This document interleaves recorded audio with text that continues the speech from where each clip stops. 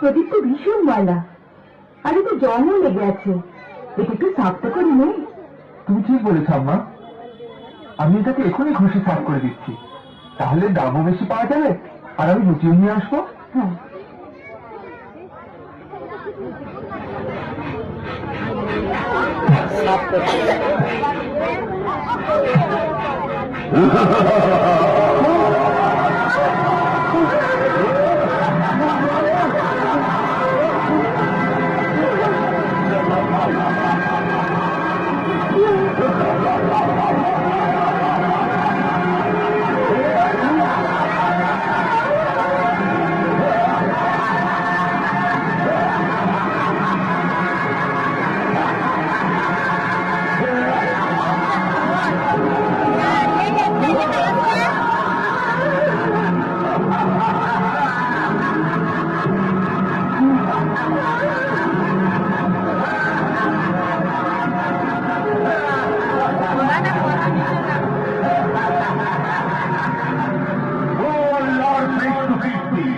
আমার মারি তোমার আদেশ।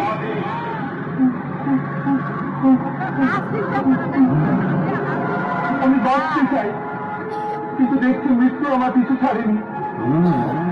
ওই মৃত্যুর গুহা থেকে আমার প্রাণ তো বেঁচে গেছে, কিন্তু এখন মনে হচ্ছে আমার প্রাণ আর বাঁচবে না, তুই আমার মেরে ফেলবি। ওখানে তো মরবার জন্য আমি একলাই ছিলাম, কিন্তু এখানে তো আমার সাথে আমার মাও বাঁচবে না। আমি এই অপরাধ প্রদীপটাকে ওখান থেকে উঠে কেন নিয়ে এসেছি? প্রদীপ অপয়া নয়, এটা তোমার সৌভাগ্যের প্রদীপ আমার মালিক। কিন্তু তুই কে? আমি গোলামের মতো তোমার ভাই ফরমাসের প্রতি আমি হাজির, আর আমি সেই লোকে গোলাম হই যার হাতে প্রদীপ থাকে। হুকুম দাও আমার মালিক, আমি তোমার গোলাম হই। তাই গোলাম হয়ে মালিকের ভয় পাওয়া উচিত নয়।